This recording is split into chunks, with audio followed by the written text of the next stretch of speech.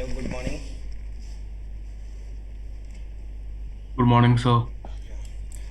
Last lectures क्या discuss किया था, एक बार थोड़ा डिटेल करो मुझे। सुपर पोजीशन का कर रहे थे। सुपर पोजिशन इंटरफेरेंस डिस्कस कर लिया था ना हम लोगों ने, जहाँ तक मुझे याद है ना।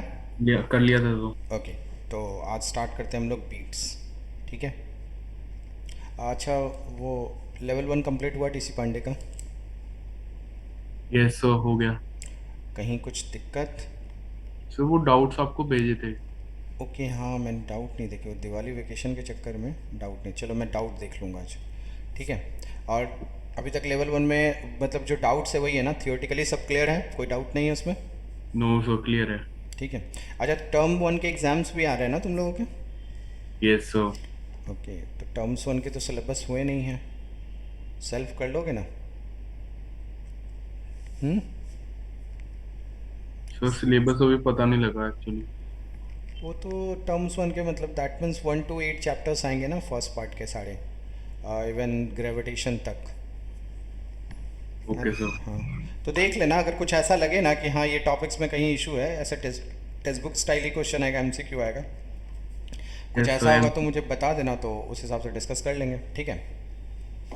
Yes sir. ओके, चल बात करते हैं बीट्स की। ठीक है। देखो, यहाँ लॉजिकली समझना थोड़ी सी चीज़ों को, कि जैसे सपोज़ करो हमने बात की, एक स्पीकर है हमारे पास इस तरह का, ऐसा एक स्पीकर बना हुआ है। ओके, जिस पे हम बात कर रहे हैं कि इसका फ्रिक्वेंसी है 400 हर्ट्स। ठीक है। उसके बाद एक और स्पीकर बनाया हमने,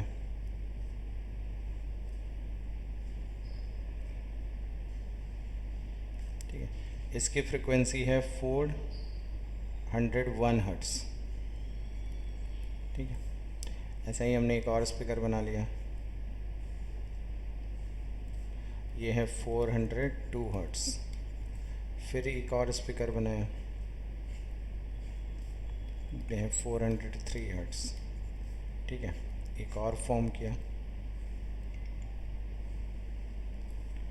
ये है 404 हर्ट्स। ठीक है। ऐसे देखो, ये इस तरह के स्पीकर्स हैं, क्लियर ना? अब यहाँ पे ये समझो कि जैसे सपोज़ करो मैंने ये स्पीकर को पहले ऑन किया, तो इसमें इस फ्रिक्वेंसी की क्या हो रही है, साउंड हमें सुनाई दे रही है। ठीक है। और इसके पैरेलल में क्या किया मैंने, 401 हर्ट्स वाले भी स्पीकर्स को ऑन किया। तो क्या हो रहा है कि इस पे जो म्यूज़िक आ रही है और इस पर जो म्यूज़िक आ रही है, तुम दोनों को आइडेंटिफाई कर पा रहे हो। ठीक है, मतलब तुमको रदम समझ में आ रही है कि दोनों की क्या है। क्लियर? अब यहाँ पे क्या कर रहे हैं कि जैसे सपोज करो मैंने 401 वाले को क्लोज कर दिया, बंद किया, और 400 और 402 वाले को ऑन कर लिया, तो भी हम रिदम समझ रहे हैं। फिर हमने 402 वाले को क्लोज करके 403 वाले को ऑन किया, तो भी हमें रिदम समझ में आ रही है दोनों स्पीकर की। फिर हमने 403 को बंद किया, 404 को ऐड किया, तो भी हमें रिदम समझ में आ रही है। मतलब क्या हो रहा है कि 405 मतलब 5 बीट्स तक हम सुन पा रहे हैं अलग अलग। ठीक है। बट उसके बाद अगर हम बात करते हैं ना, तो लॉजिकली ये कहा जाता है, ऐसे हम 10 बिट्स की बात करते हैं, मेडिकल सेक्शन में ऐसा डिस्कस होता है, बट नॉर्मली हम कहते हैं 5 बिट्स जो होता है वो बेटर साउंड लेवल है और जो हमें सुनाई देती है। ठीक है। उसके बाद जैसे ही हमने क्या किया कि इससे हायर फ्रिक्वेंसी वाले को भी हमने क्या किया, स्पीकर ऑन किया, और 40 का स्पीकर ऑन किया, तो अब मुझे लाउडनेस सुनाई दी। मतलब रिदम अब हम मैनेज नहीं कर पा रहे कि दो अलग अलग स्पीकर में अगर दो डिफरेंट टाइप ऑफ म्यूज़िक बज रही है, तो वो दोनों को हम आइडेंटिफाई नहीं कर रहे हैं। हम क्या बोल रहे हैं, बस शोर हो रही है, लाउडनेस है। तो इसलिए याद रखोगे हमेशा कि नियर वाइज फ्रिक्वेंसी क्या होती है, डिफर होती है। तो और एम्पलीट्यूड की बात करें तो मे और मे नॉट भी इक्वल होती है। तो ये क्या होता है, बीट्स। आ रही है बात समझ में? यस सर, एक बार पीट कर दो। हाँ, जैसे मेरी बात को ध्यान से समझना, एकदम ध्यान से, लॉजिक इसकी बहुत इंपॉर्टेंट है। कि जैसे सपोज करो 400 हर्ट्स का तुमने एक स्पीकर ऑन किया, ठीक है, इसके पैरेलल में तुमने क्या किया, इसी के साथ साथ 401 हर्ट्स का भी स्पीकर ऑन किया। अब इस दोनों के स्पीकर को ऐसे समझना, एक पर्सन है यहाँ पे, वो क्या कर रहा है, वो 401 वाले स्पीकर पे जो म्यूज़िक बज रही है, ठीक है, मान लो इस पे कोई सॉन्ग बज रहा है, वो सॉन्ग को भी आइडेंटिफाई कर पा रहा है और 401 वाले सॉन्ग को भी आइडेंटिफाई कर रहा है। मतलब इसको जब इससे ये क्वेश्चन पूछा गया, ये जो पर्सन है इससे ये क्वेश्चन पूछा गया कि अच्छा ये बताओ, ये दोनों स्पीकर्स के रिदम आपको समझ में आ रही है, कौन से सॉन्ग आ रहे हैं वो आपको सब सुनाई दे रहा है, तो ये कह रहा है हाँ, वो आइडेंटिफाई करके बता रहा है कि 400 वाले में ये सॉन्ग प्ले हो रहा है और 401 वाले में ये सॉन्ग प्ले हो रहा है। Is it clear? Yes, sir. ठीक है। अब इसके बाद क्या किया गया कि चलो एक को फिर से हमने क्या किया, 401 वाले को क्लोज कर दिया और उसके साथ हमने क्या किया, 402 वाले को ऑन किया। जैसे ही 402 वाले को ऑन किया तो फिर हमने चेक करना शुरू किया कि क्या इस पर्सन को दोनों की म्यूज़िक आइडेंटिफाई हो रही है। फिर ये पर्सन आंसर कर रहा है कि हाँ, मुझे अभी भी दोनों म्यूज़िक सुनाई दे रही है और वो आइडेंटिफाई करके बता दे रहा है कि कौन सी म्यूज़िक है। तो फिर क्या किया, थोड़ा सा स्लाइटली फ्रिक्वेंसी और बढ़ाई गई, मतलब 402 को क्लोज कर दिया गया, 403 के साथ इसका देखा गया। ठीक है, कि क्या अब ये पर्सन डिटेक्ट कर पा रहा है कि नहीं। तो ये बोल रहा है हाँ, अभी भी क्लियर है, वो डिटेक्ट करके सही आंसर कर रहा था। तो फिर 404 वाले को दिया गया तो भी वो डिटेक्ट कर पा रहा था, मगर जैसे ही इससे ज़्यादा फ्रिक्वेंसी की बढ़ाना शुरू किए तब ये कहने लगा कि अब नहीं, अब डिटेक्ट नहीं हो रहा, अब लाउडनेस आ रही है, शोर हो रही है, आवाज़ हो रही है। Is that clear? क्यों शोर क्यों लग रहा है सर उसे? देखो, जैसे सपोज करो एक क्लासरूम में क्या है कि तुम लोग करीब 20 स्टूडेंट्स बैठे हो, ठीक है, और क्लास के बाहर कोई सुपरवाइज़र है जो तुम लोगों को ये बोल के जाता है कि आप लोग बातें मत करना, क्लास में डिस्कशन करो टॉपिक से। तो दो बच्चे डिस्कस कर रहे हैं तो वो क्लास का बाहर बैठा हुआ सुपरवाइज़र को आइडेंटिफाई हो रहा है कि क्लास में वो जो दो बंदे हैं, जिसका सपोज करो कि उसका नाम एक का राम है, एक का श्याम है, वो दोनों बात कर रहा है, वो बैठा बाहर आइडेंटिफाई कर पा रहा है। ठीक है, तो वहाँ पर हम क्या बोलेंगे कि वो आवाज़ है, म्यूज़िक है, क्योंकि हम पर्सन को बता रहे हैं, वो हमारे लिए शोर नहीं है, क्योंकि वो इरिटेट नहीं कर रहा। Is it clear? Yes sir. ठीक है, बट ऐसे ही क्या हुआ कि ये जब तक 404 तक चला तब तक वो बहुत अच्छा लग रहा था कि हाँ डिस्कशन ऑन है, इरिटेटिंग नहीं है। मगर अब क्या हुआ कि अचानक से सारे के सारे बच्चे, 20 के 20 बच्चे आवाज़ करने लगे, तो आइडेंटिफाई हो ही नहीं रहा कि वो बातें क्या कर रहे हैं, तो उसको हम क्या बोलते हैं, loudness. Is it clear? Yes sir. है ना? तो वही चीज़ें हैं कि अगर हम 400 मतलब 5 नंबर ऑफ बीट्स तक बात करते हैं तो इज इट क्लियर है कि हमें समझ में आ रही है कि रिदम क्या है, म्यूज़िक क्या है और क्या बज रहा है। ठीक है, मगर जब हम 5 से ज़्यादा पे जाते हैं ना तो दो स्पीकर के बीच क्या होता है कि ये जो 400 वाला स्पीकर है, यहाँ समझना मेरी बात को ध्यान से, इस स्पीकर को क्या हो रहा है कि इससे 404 से ज़्यादा वाला जो स्पीकर है इसको सप्रेस कर दे रहा है, मतलब आप आइडेंटिफाई ही नहीं कर पा रहे कि एक्चुअल में दो स्पीकर में क्या क्या बज रहा है। ठीक है, शोर बहुत तेज़ आ रहा है।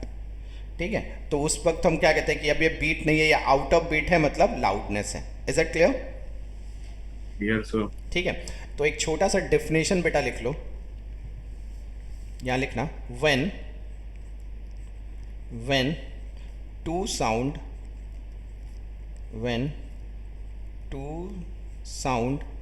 wave of nearly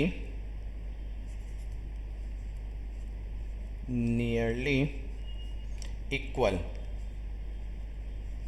ठीक है, but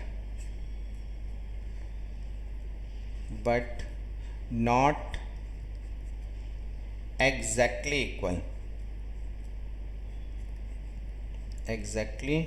equal। ठीक है, मतलब यहाँ पे कहने का यह मतलब है कि दो साउंड वेव है जो नियरली क्या है, इक्वल फ्रिक्वेंसी है। जैसे मैं बात करूँ 400 और 401 की, तो ये क्या कहोगे, नियरली इक्वल फ्रिक्वेंसी है इसके पास, बट हम क्या करें, नियरली इक्वल है बट एग्जैक्टली इक्वल नहीं है। ठीक है, wave of nearly equal frequency, इसको भी नोट ही कर लो, फ्रिक्वेंसी लिख लो,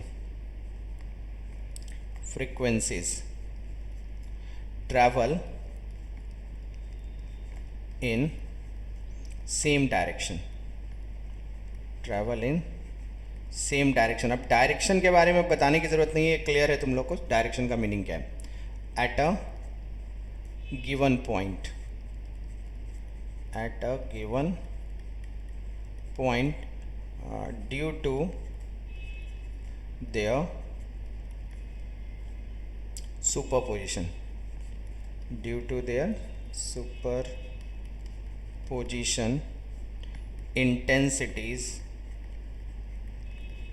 intensity alternately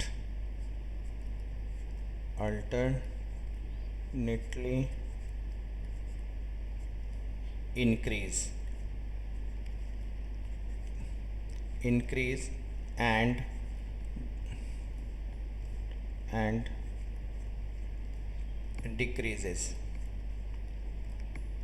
decreases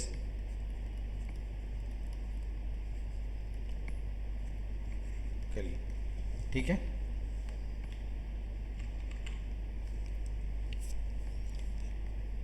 this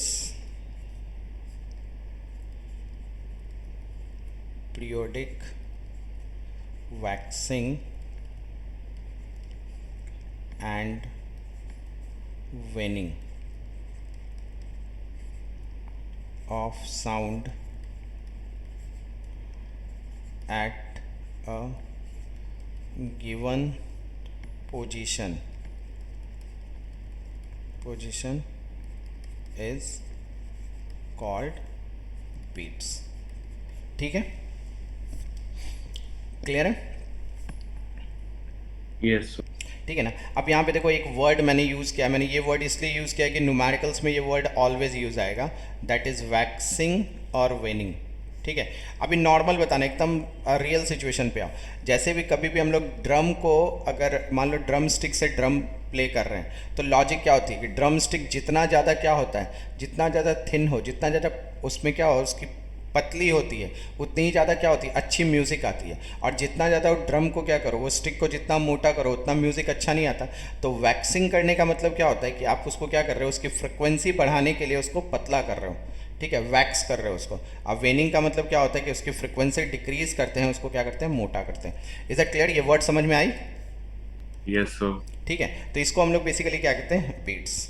ठीक है, नोट करते जाना एकदम, क्योंकि ये देखो मैंने पहले बताया ये सब थियोटिकल चीज़ें हैं, ये हमें ध्यान रखनी है अच्छे से। ठीक है, तो वैक्सीन से फ्रीक्वेंसी बढ़ती है। क्या? हाँ, बढ़ती है, वेनिंग से घटती है। Is that clear? Yes. ठीक है, अब यहाँ पे मेरी बात को सुनो। मैंने एक लाइन ये बताया कि फ्रिक्वेंसी जो होती है उसको क्या बोला है मैंने, मे और मे नॉट बी इक्वल वाली बात बता रहा हूँ मैं। ये स्लाइड ऊपर ले चलूँ, नोट कर लिया? Yes, sir. कर देखो, अब यहाँ पे समझना कि मैं अब यहाँ पे सिंपल एक कंसिडर करूँ कि जैसे मान लो मैं दो साउंड वेव की बात कर रहा हूँ। ठीक है, तो ऑब्वियस सी बात है फ्रिक्वेंसी, देखो यहाँ पे इस चीज़ को समझा। अगर ये ड्रम स्टिक से, ठीक है, ड्रम स्टिक्स ऐसे यहाँ पे बजा रहे हो, तो ड्रम स्टिक कैसे आएगा, ऊपर नीचे इस तरह से मूव करेगा। इसमें कहीं कन्फ्यूज़न नहीं है? No sir. हाँ, और ऊपर नीचे का अगर हो रहा है तो दैट मीन्स अगर मैं इक्वेशन में जाऊँ तो ये कहीं ना कहीं ऑसिलेशन के इक्वेशंस पे भी काम कर सकता है।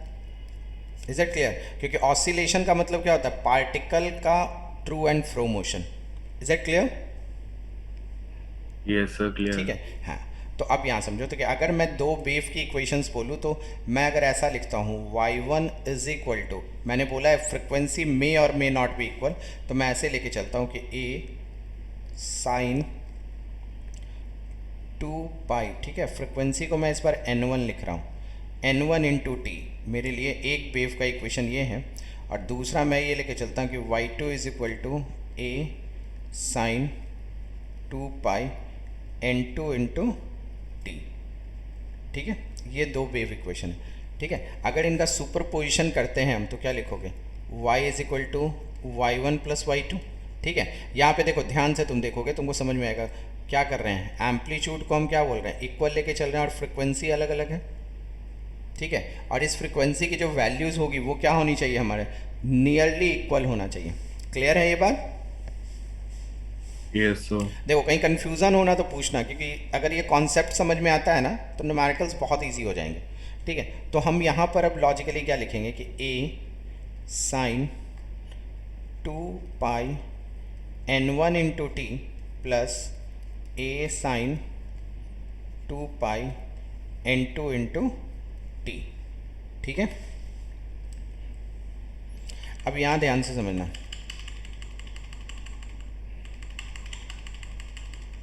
देखो अब यहाँ समझो कि अगर जब हम सुपरपोजिशन यूज़ कर रहे हैं यहाँ पे कि दो वेव का सुपरपोजिशन ही हमें क्या मिल देगा, बीट्स देगा। तो जब हम सुपरपोजिशन यूज़ कर रहे हैं तो देखो इंटरफेरेंस के टाइम में क्या था कि एम्पलीट्यूड जो था वो क्या था, वो डिफर था, और कहीं ना कहीं ये जो फेज़ एंगल है वो सेम मिल रहा था। बट यहाँ पर क्या है कि फेज़ एंगल्स ही डिफर है दोनों का। जब फेज़ एंगल डिफर है तो हम इसको वेक्टर से तो ऐड कर नहीं सकते। तो यहाँ पर अगर इसको हम देखेंगे तो यहाँ पे हमें क्या चाहिए, डिस्प्लेसमेंट इक्वेशन लिखने के लिए हमें ऑब्वियस ही बात है यहाँ पे पूरा ट्रिग्नोमेट्री का हेल्प लेना पड़ेगा।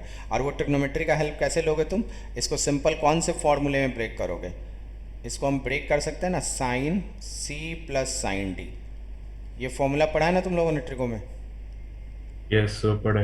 हाँ, तो अब यहाँ देखो, अब इसको sine C plus sine D पर ऐड करो तो तुमको क्या मिलेगा, y is equal to 2a cos 2 pi. ठीक है, मैं ऐसे लिख लेता हूँ n1 प्लस n2, सॉरी ये प्लस नहीं है तो माइनस आएगा ना,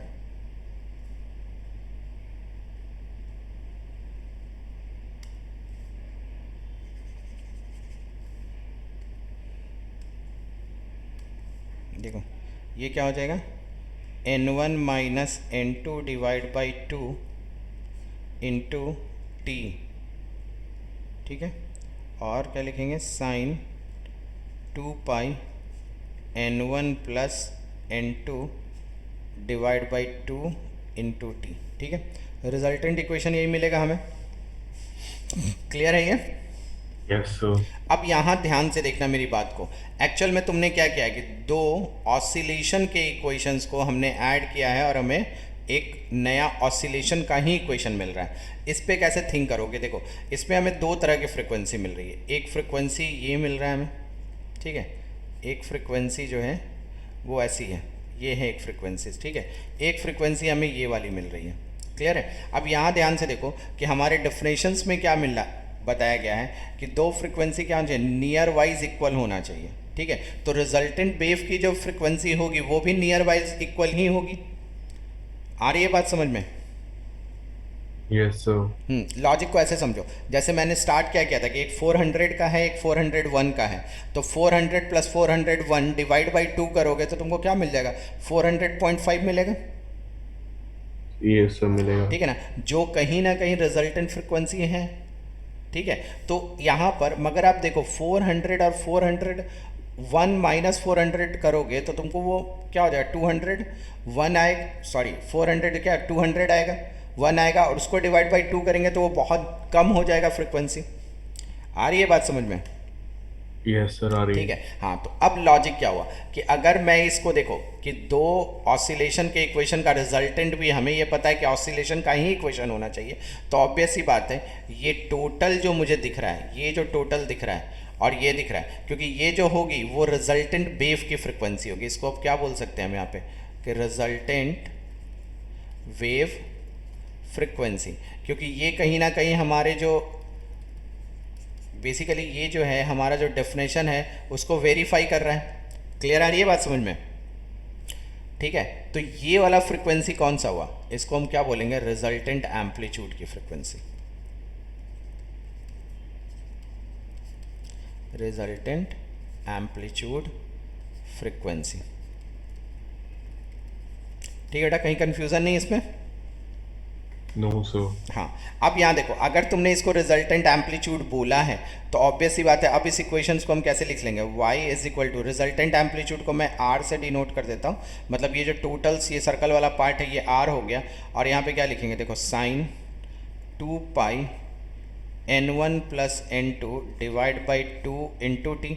तो ऑब्वियसली बात है 2 पाई n, ये क्या हो गया, ये अगर टोटल मिला होगा तो ये क्या हो जाएगा, ये बेसिकली ओमेगा है, ओमेगा इंटू टी। देखो तो r साइन 2 पाई है ना, ये लिखेंगे ना, तो ओमेगा इंटू टी हो जाएगा, तो ये रिजल्टेंट क्या हो जाएगा, ऑसिलेशन का वेव। क्लियर है ये? Yes sir. हाँ, तो अगर कभी भी मुझसे ये पूछा जाए, अब यहाँ लॉजिक को बहुत अच्छे से समझना, अगर मुझसे ये पूछा जाए कि अच्छा बताओ ये जो सुपरपोजिशन किया है तो उस सुपरपोजिशन में रिजल्टेंट वेव की फ्रिक्वेंसी क्या होगी बीट्स में, तो हम इसकी बात करेंगे। जब हमसे पूछा जाएगा अच्छा ये बताओ कि रिजल्टेंट एम्पलीट्यूड की फ्रिक्वेंसी क्या होगी, ये होगी। हम ऐसे बात करेंगे। तो अब यहाँ पे लॉजिक आता है कि अच्छा इसमें से बीट फ्रिक्वेंसी कौन सी होगी। तो ऑब्वियस सी बात है, बीट फ्रिक्वेंसी निकालने के लिए मुझे रिजल्टेंट एम्पलीट्यूड की फ्रिक्वेंसी पे काम करना पड़ेगा, ना कि रिजल्टेंट वेव की फ्रिक्वेंसी पे। ये बातें आपको समझ में आ रही है? सही है, एंड वाली नहीं समझ आई। देखो मेरी बात सुनो, अभी तुम मुझे एकदम लॉजिक्स अच्छे से बताना कि अगर मैं बोल रहा हूँ कि ये ड्रम है और इस ड्रम को स्टिक से अपन क्या कर रहे हैं, हैमर कर रहे हैं, तो ऑब्वियस सी बात है बीट्स आती है, म्यूजिक बजती है। क्लियर है ये? क्लियर है। हाँ, अब वो देखो उस हैमर को देखना, जैसे मान लो ये है मेरे पास, ये स्टिक है, इसको मैं ऊपर नीचे कर रहा हूँ, तो एक्चुअल में क्या हो रहा है, पार्टिकल ऊपर नीचे हो रही है, और ये जो डायरेक्शन है ये क्या होता है, एम्पलीट्यूड का चेंजेस दिख रहा है मुझे ऐसे ऐसे। Is it clear? Yes sir. ठीक है ना? तो ऑब्वियस सी बात है कि जो बीट्स में चेंजेस आ रहा है वो क्यों आ रहा है, क्योंकि रिजल्टेंट एम्पलीट्यूड वेरी कर रहा है। Is it clear? क्लियर है सर। ठीक है ना? तो रिजल्टेंट एम्पलीट्यूड के वैरी करने से ही हमें क्या हो रहा है, बीट में वेरिएशन आ रहा है। तो कहीं ना कहीं जो ये टाइम के साथ जो रिजल्टेंट एम्पलीट्यूड चेंज करेगा वही क्या होगा मेरी, उसी से हम कहीं ना कहीं बीट फ्रिक्वेंसी या टाइम पीरियड ऑफ बीट्स निकाल सकते हैं। क्लियर? Yes sir. हाँ, देखो एकदम ध्यान से समझना, मैं इसके बाद एक अपन न्यूमेरिकल करेंगे तो और ज़्यादा क्लियर हो जाएगा। देखो अब यहाँ समझो, तो इसका मतलब हमारे पास ये चीज़ हुई कि ये जो फ्रिक्वेंसी है, ठीक है, इसमें ये जो टर्म्स हमने यूज़ किया n1 प्लस n2/2, ये एक्चुअल में क्या है, रिजल्टेंट एम्पलीट्यूड की फ्रिक्वेंसी है।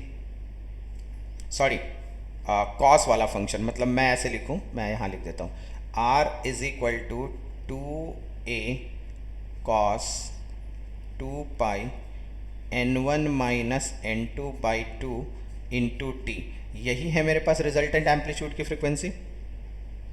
Yes sir. ठीक है, अब अगर ये रिजल्टेंट एम्पलीट्यूड की फ्रिक्वेंसी है तो कितने टाइम पीरियड पे ये मैक्सिमम होगा या मिनिमम होगा, उस पर अगर बात करो तो मैं ऐसा लिखूं, देखो कॉस 2 पाई, ठीक है, n1 minus n2/2 into t is equal to, मैं प्लस माइनस 1 लिख सकता हूँ। बोलो, ये समझ में आ रहा है बेटा आपको?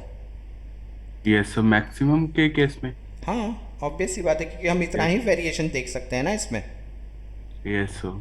ठीक है, अगर ऐसा है, मतलब मैं ऐसे लिख लूँ, चलो ये अगर ऐसा है तो जनरल वैल्यूज़ क्या लिखेंगे हम, 2 pi n1 minus n2/2 into t is equal to, n use कर चुके हैं तो यहाँ कैपिटल N यूज़ करें, n पाई हो जाएगा जनरल वैल्यू, जहाँ n जो होगा वो बिलोंग्स करेगा इंटीजर को।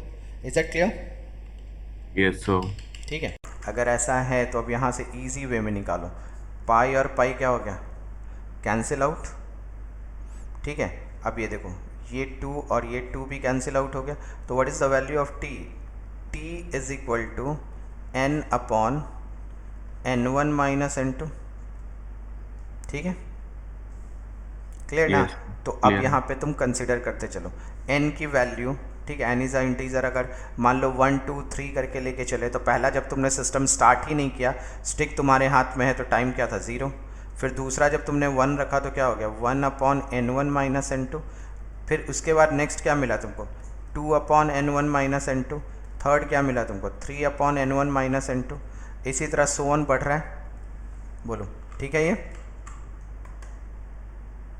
Yes sir. ठीक है, अब यहाँ पे ध्यान से देखो कि अगर ये क्या है एक्चुअल में, ये तो टाइम पीरियड है, ठीक है ना? क्लियर है कि हम बोले कि at time t is equal to इतने पे मुझे बीट सुनाई दे रही है।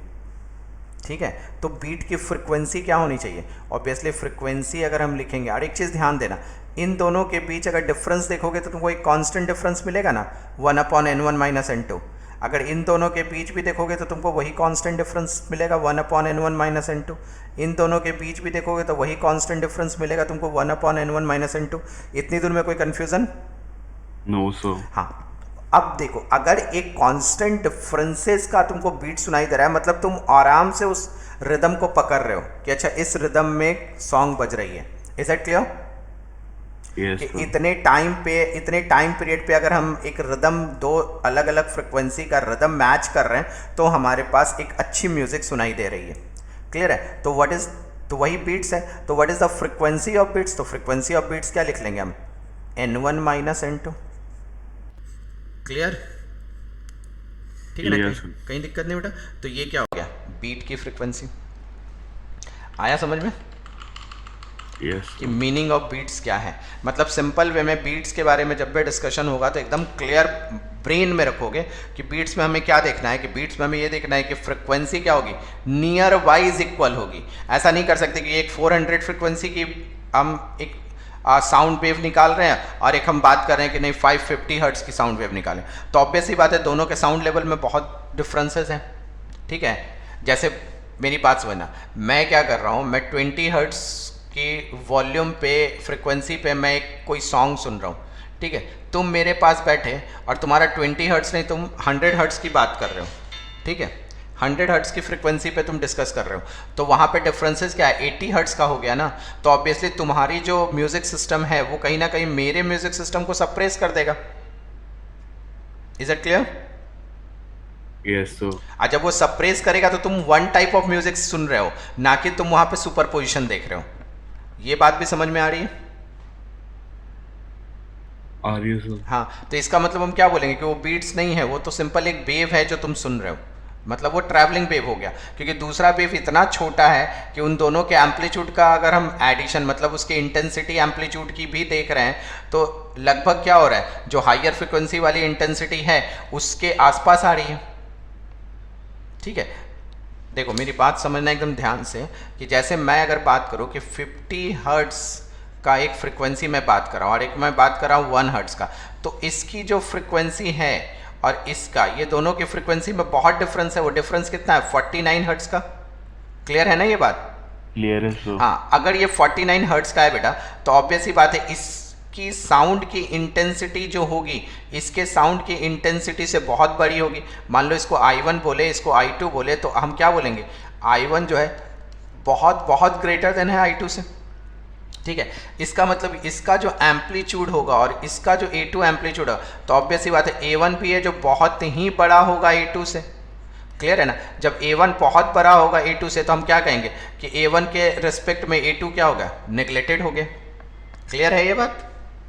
क्लियर है सर। अगर ये नेग्लेक्टेड हो गया तो ऑब्वियसली वो सुपरपोजिशन नहीं है, उस पर तुम क्या बोलोगे, नहीं ये तो सिंगल वेव है जो कि 15 हर्ट्स का है। ठीक है, मैथमेटिकली एक रिजल्ट शायद मिल जाए, बट हम प्रैक्टिकली बात करेंगे तो ऑलवेज हमें जो साउंड सुनाई देगी वो एक ही वेव की सुनाई देगी, दूसरी वेव तो सुनाई नहीं देगी। ठीक है ना? Yes sir. हाँ, अगर मुझे दोनों के बीट्स को सुनना है तो ऑब्वियसली सी बात क्या कहेंगे कि ये अगर 50 है तो ये 51 होना चाहिए, 52 होना चाहिए, 53, 54, मतलब 5 के डिफरेंस पे होना चाहिए। तो हम कह सकते हैं कि नहीं, अभी सुपर पोजिशन है और दो म्यूजिक हमें सुनाई दे रही है और दोनों की रिदम हमें पता चल रही है। Is it clear? Clear sir. हाँ, तो इसीलिए वो टाइम डिफरेंस जो आएगा वो ऑलवेज क्या मिलेगा, कांस्टेंट मिलेगा, और ये क्या हो जाएगी, बीट की फ्रिक्वेंसी हो जाएगी। ठीक है ना? Yes sir. तो मैं स्लाइड नीचे करूँ, नोट करोगे इसको? यस सर, करेंगे नोट। हाँ कर लो। तो क्या मैथमेटिक्स है ये, थोड़ा सा समझ के नोट कर लो।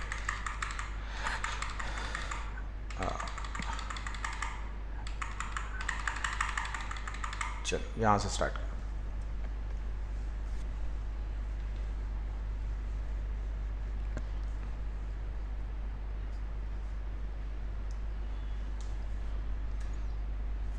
फिर दो इक्वेशंस क्यों ली? अच्छा, सुपर पोजिशन के लिए क्या ज़रूरत है ये बताओ। दो इक्वेशंस होना। हाँ, तो वही लिया ना, ओके सर। है ना? पर ये आई कहाँ से? कौन सी कहाँ से, ये इक्वेशन कहाँ से आई? यस। देखो मेरा ये था कि हम लोग बेसिकली साउंड की बातें कर रहे हैं, ठीक है, सुपर पोजिशन ऑफ वेव की बात कर रहे हैं। जहाँ इंटेंसिटी की बात कर रहे थे तो हमने क्या कंसिडर किया, याद करना, इंटरफेरेंस में जब हम बात कर रहे थे हमने क्या बोला, सुपर पोजिशन जो होता है 3 पार्ट में डिवाइड होता है। एक को मैंने क्या बोला, इंटरफेरेंस होता है, एक को मैंने क्या बोला, बीट होता है, एक को मैंने सुपर पोजिशन बोला, सॉरी स्टैंडिंग वेव बोला। तो जब हम सुपर पोजिशन में इंटरफेरेंस की बात करें तो हमने क्या देखा कि दो तरह के वेव हैं। ठीक है, एक इधर से आ रही है, मतलब एक हम राइट टू लेफ्ट ले जा रहे हैं, तो एक को हम लेफ्ट टू राइट ले जा रहे हैं। क्लियर है? और वो दोनों एक दूसरे को आके मिल जाती है तो इंटेंसिटी में उनकी क्या होती है, चेंजेज आ जाती है, कि उनका क्या होता है, इंटरफेरेंस में मतलब आवाज़ जो होती है बढ़ जाती है। ये हमने डिस्कस किया।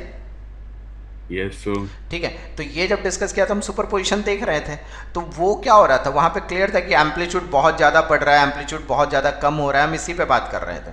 क्लियर है? तो अब क्या हुआ कि जैसे क्या होता है कि जैसे एक कमरे में मैं भी बैठा हूँ और तुम भी बैठे हो, ठीक है, हम दोनों म्यूज़िक सुन रहे हैं और दोनों एक दूसरे को इरिटेट ना करें, इसके लिए हम क्या करते हैं कि मैं उस साउंड लेवल पे म्यूज़िक सुन रहा हूँ कि जहाँ पे तुम डिस्टर्ब नहीं, और तुम उस साउंड लेवल पे म्यूज़िक सुन रहे हो जहाँ पे तुम मेरे म्यूज़िक से डिस्टर्ब ना हो। ये बात समझ में आ रही है? Yes sir. अगर उसी कमरे में कोई थर्ड पर्सन आता है, ठीक है, वो कोई म्यूज़िक नहीं सुन रहा, मतलब वो क्या आइडेंटिफाई कर रहा है? हम दोनों जो म्यूज़िक प्ले कर रहे हैं उसको आइडेंटिफाई कर रहा है। यस सर कर ठीक रहा है, है। और दोनों का म्यूजिक वो कब आइडेंटिफाई करेगा? जब दोनों की फ्रीक्वेंसी क्या होगी, नियर वाइज इक्वल होगी, तभी तो वो दोनों को आइडेंटिफाई कर लेगा। अगर एक को मान लो एक की फ्रीक्वेंसी बहुत ज़्यादा है, एक की फ्रीक्वेंसी बहुत कम है, तो वो तो आइडेंटिफाई नहीं कर पाएगा। बोलो ठीक यस है? सर। हाँ, अब उस सेक्शन में मुझे बताना, अगर ऐसा हो रहा है तो एक्चुअल में वो क्या कर रहा है? दोनों की म्यूजिक आइडेंटिफाई करने का मतलब दोनों के वेव का जो सुपर पोजिशन है वो बता रहा है। ठीक है, और जब वो वेव आइडेंटिफाई नहीं कर रहा तो वो एक्चुअल में क्या है कि रिजल्टेंट वेव को देख ही नहीं रहा, मतलब उसको सिंपल कह रहा है ये तो लाउडनेस है। Is it clear? Yes sir. ठीक है, इसीलिए बीट्स का देखा गया कि जब भी हम दो वेव की बात करें तो दो अलग अलग वेव को हम किस किस कंडीशंस में मेज़र कर सकते हैं। ठीक है, तो एक क्राइटेरिया होता है कि अगर दोनों की फ्रिक्वेंसी में स्लाइटली चेंज कर देते हैं दो वेव का, तो वो दोनों के टकराने से जो रिजल्टेंट वेव आती है वो भी कहीं ना कहीं बहुत अच्छी है, मगर वहाँ पे फ्रिक्वेंसी में नियरली चेंज है। मगर अगर फ्रिक्वेंसी में बहुत डिफरेंसेस हैं तो वो वेव ही है, वो सिंगल वेव है, एक सिंगल ट्रैवलिंग वेव है। ठीक है, इसीलिए सुपर पोजिशन का एक क्राइटेरिया बना बीट। क्लियर ना? Clear sir. ठीक है, अब यहाँ मेरी बात को समझो। जो भी तुम देखते हो, जैसे इन फ्यूचर्स जब IIT क्वालिफाई कर लोगे, ठीक है, तो वहाँ पर जैसे ब्रांचेज मिलते हैं हमें कि आप कंप्यूटर ब्रांच में जाओ, मैकेनिकल ब्रांच में जाओ, ऐसे बहुत सारे डिफरेंट। चलो ये तो मैं जो बात कर रहा हूँ ये तो कोर ब्रांच है, अच्छे ब्रांचेज होते हैं, मगर उसके अलावा भी कुछ ब्रांचेज होते हैं, जैसे टेक्सटाइल ब्रांच होता है, साउंड इंजीनियरिंग होती है। तो जब हम साउंड इंजीनियरिंग की बात करते हैं ना बेटा, तो साउंड इंजीनियरिंग में हम क्या देखते हैं? इसी इफेक्ट्स की स्टडी करते हैं। जो तुम बेसिकली मूवीज़ वगैरह में जो साउंड इफेक्ट्स देखते हो, या कोई एनिमेशन वीडियोज़ में जो साउंड इफेक्ट देखते हो, वो बीट्स होता है। ठीक है, क्योंकि कई बार होता है ना कि एक तरफ वो जैसे डोरेमोन भी बोल रहा है और एक तरफ सुजुका भी बोल रही है, तो दोनों की आवाज़ें अगर साथ में भी बोल रहे हैं और आप तुम आइडेंटिफाई कर लेते हो। ठीक है, और कभी कभी क्या होता है दोनों इस तरह से बोलते हैं कि जब आइडेंटिफाई नहीं कर सकते, वहाँ पर क्या इरिटेशन होना शुरू हो जाता है। आ रही है मेरी बात समझ में? यस सर तो आ रही है। उस इफेक्ट्स जो होता है ना, वो दैट इज द बीट। तो वहाँ पर हमें क्या करना रहता है? वहाँ पे हम जब भी एडिटिंग करने बैठते हैं तो एडिटिंग में हम यही चीज़ें देखते हैं कि साउंड के फ्रिक्वेंसी नियर वाइज इक्वल रखे, कि एक दूसरों की बातों को हम कोई तीसरा बंदा आइडेंटिफाई कर पाए। ठीक है, या फिर कभी देखो नॉर्मली एक जैसे कभी मूवीज़ देखते हो तो मूवी में क्या होता है, एक कोई बोल रहा है, एक दूसरा बोल रहा है, और अचानक से क्या होता है कि किसी एक स्टार होता है बहुत कस के चिल्लाने लगता है, कोई ट्रेजेडी सा सीन आ जाता है तो दूसरा बोल रहा है, फिर भी वो नहीं, वो चिल्लाट उसकी लाउडनेस सुनाई देती है, उसकी नहीं, तो वहाँ पे क्या होता है, एक की फ्रिक्वेंसी बढ़ा दी गई, एक की फ्रिक्वेंसी कम कर दी गई। ठीक है, तो वो बीट नहीं है, वो लाउडनेस की बात कर रहे हैं। ठीक है ना? तो सुपर पोजिशंस करते वक्त हर वेव के नॉलेज को देखा गया कि अगर एम्पलीट्यूड को चेंज करते हैं, वहाँ भी एम्पलीट्यूड को ज़्यादा चेंज नहीं करते, वहाँ भी नियर वाइज ही चेंज करते हैं और फ्रिक्वेंसी सेम रखते हैं, तो वो क्या होता है? तो उसको हम इंटरफेरेंस कहते हैं कि उसमें एक की आवाज़ की इंटेंसिटी बहुत हो जाती है या मिनिमम हो जाती है, बहुत कम सुनाई देता है, बहुत ज़्यादा सुनाई देता है। ठीक है, उसी तरह बीट्स में भी हमने देखा रिदम का तरीका क्या होता है। रिदम को अगर अच्छा रखना है तो हमें फ्रिक्वेंसी नियर वाइज इक्वल रखनी पड़ेगी। क्लियर है ये सारी बातें? Yes sir clear. ठीक है, ये नोट कर लिया? यस सर नीचे कर दो।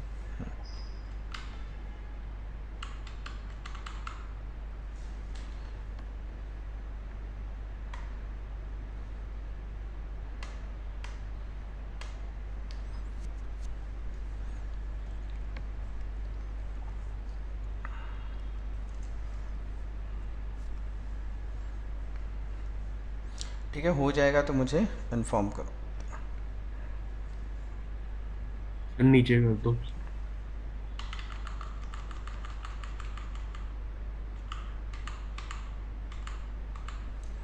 तो याद रखना इसी को हम लोग क्या बोलते हैं,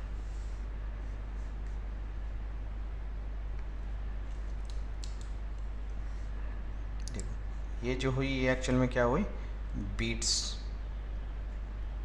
ठीक है ना, बीट्स, ठीक है, यही है मेरे पास नंबर ऑफ बीट्स या बीट फ्रिक्वेंसी कहते हैं, नंबर ऑफ बीट्स, ठीक है। बढ़ूँ आगे। Yes sir.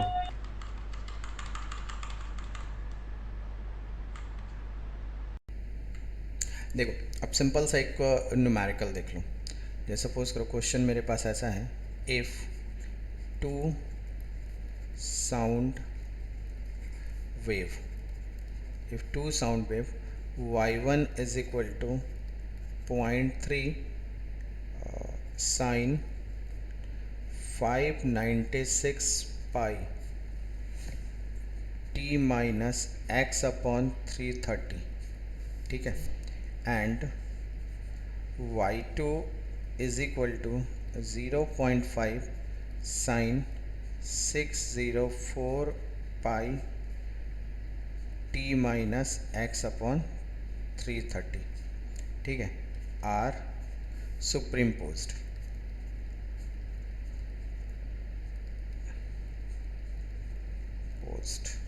ठीक है, what will be the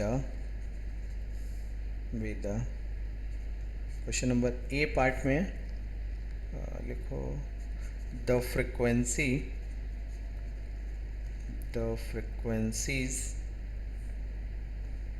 of resultant wave क्या होगा, बी में फाइंड करो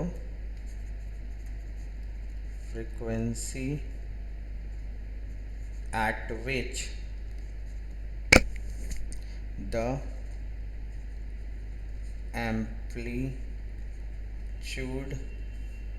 of resultant wave, ठीक है, resultant wave varies, ठीक है। सी में मुझे बताओ frequency at which beats are produced, ठीक है, और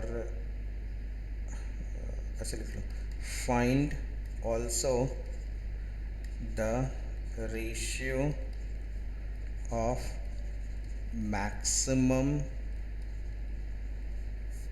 एंड मिनिमम इंटेंसिटी,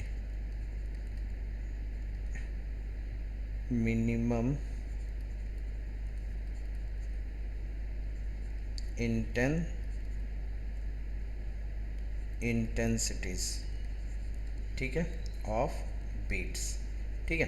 ये 4 क्वेश्चन हमें आंसर करने है ना, क्लियर है। Yes sir. सर एक अब बार, हाँ बोलो। जो y1 है उसमें x डिवाइडेड बाय क्या है?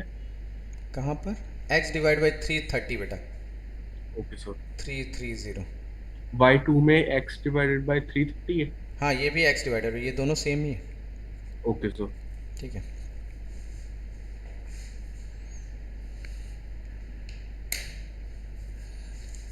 एक्सप्लेन करूँ मैं या ट्राई करोगे पहले, ट्राई करेंगे सर। करो।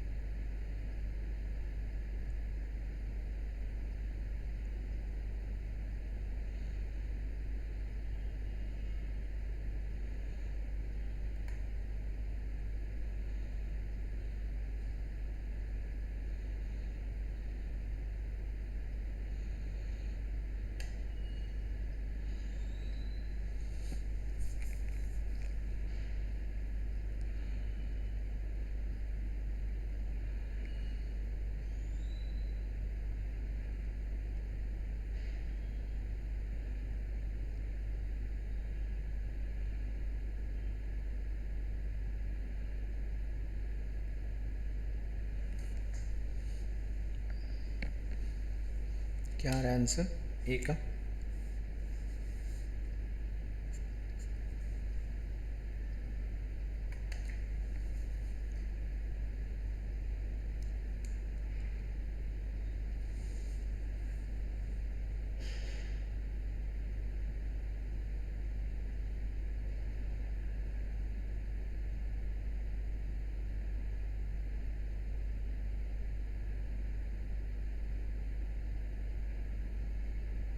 आंसर बताना, ए का क्या आ रहा है आंसर? आया नहीं सर आंसर। नहीं आ रहा? नो अच्छा एक सर। मिनट, मुझे ध्यान से समझो, मैं एक बार एक्सप्लेन करूं। यस सर कर दो। देखो बेटा, ये y1 और y2 मैं यहीं लिख देता हूँ। देखो ऑब्वियसली बात है, इसको सुपरइम्पोज करेंगे, y1 प्लस y2 लिखोगे। यस सर लिख ठीक लो। है, अब यहाँ पर एक चीज़ ध्यान कि मैंने ये भी बोला था कि एम्पलीट्यूड क्या होता है, नियर वाइज स्लाइटली डिफरेंस होगा, मे और मे नॉट बी वाला इक्वल वाला सिचुएशन है। ठीक है, तो ये 0.3 0.5 है। ठीक है, बट आप ध्यान से देखना कि अगर मैं बात करूँ कि क्या है यहाँ पहला question, the frequency of resultant wave, तो रिजल्टेंट वेव की फ्रिक्वेंसी हमारे पास एक्चुअल में क्या थी, n1 प्लस n2/2, ये था ना?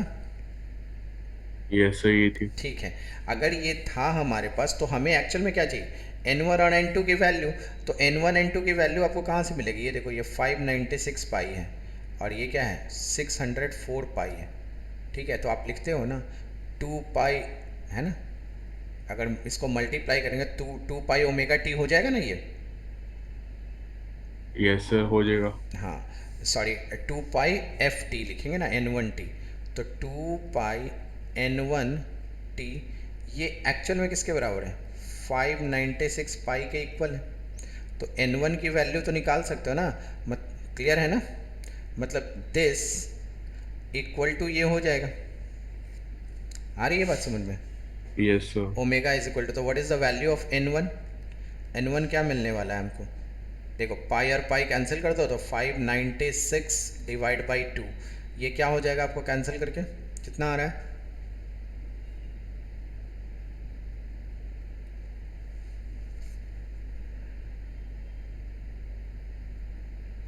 कितना आ रहा है आंसर, 596 298।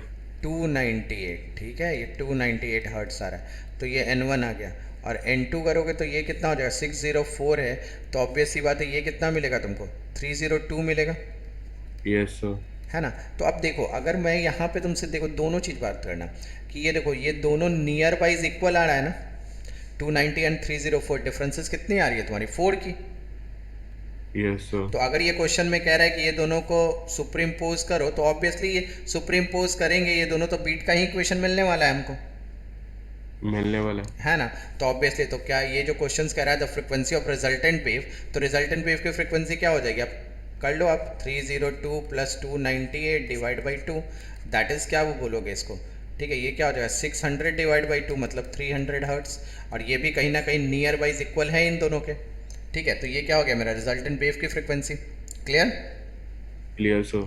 हाँ, अब ये बी पार्ट भी तुम आराम से कर सकते हो। बी पार्ट क्या करा है, frequency eight which the amplitude of resultant wave, तो एम्पलीट्यूड ऑफ रिजल्टेंट वेव भी तुमको पता है, वो क्या लिखोगे, n1 minus n2 divide by 2, यही है ना? मतलब क्या यस यहाँ सर। पे कंसेप्ट, और तुमको पता है फ्रीक्वेंसी है बेटा, तो उसको हम मॉड में ही लेंगे, तो उसमें कंफ्यूज नहीं होना। तो ये क्या मिल जाएगा तुमको, 2। 2 हर्ट्स। ठीक है, और ऑब्वियस सी बात है, अब बात क्या कर रहा है, फ्रिक्वेंसी ऑफ बीट, तो बीट फ्रिक्वेंसी कितनी मिल जाएगी, 302 माइनस 298 कितना आ गया, 4 बिट्स। क्लियर है? Yes sir. हाँ, अब क्लियर। यहाँ, हाँ अब यहाँ पूछ रहा है find the ratio of maximum और मिनिमम इंटेंसिटी। तो मैक्सिमम इंटेंसिटी और मिनिमम, आई मैक्स और I minimum is equal to क्या लिखते हैं, a1 प्लस a2 का होल स्क्वायर और a1 माइनस a2 का होल स्क्वायर, है ना? तो a1 प्लस a2 क्या लिखोगे, 0.3 प्लस 0.5 मतलब 0.8 हो गया ये। ठीक है, नीचे क्या मिल जाएगा, 0.2 हो गया, वन। तो ये कैंसिल कर लेते हैं, तो 8/2 क्या मिलेगा, देखो तो इंटेंसिटी क्या मिल गई हमको, 0.8/0.2 का होल स्क्वायर, दैट इज़ क्या मिल रहा है, ये सॉरी मैक्सिमम बाय मिनिमम, और ये क्या मिलेगा 16। हमको, कितना मिल जाएगा, 16। 16। तो 16/1 ये इंटेंसिटी का रेशियो हो गया। क्लियर है, कहीं दिक्कत? No sir. चलो, अब यहाँ पे मेरी एक छोटी सी क्वेश्चन को और बताना, ठीक है? ये क्वेश्चन समझो, जैसे लिखो question, two tuning fork A and B, two tuning fork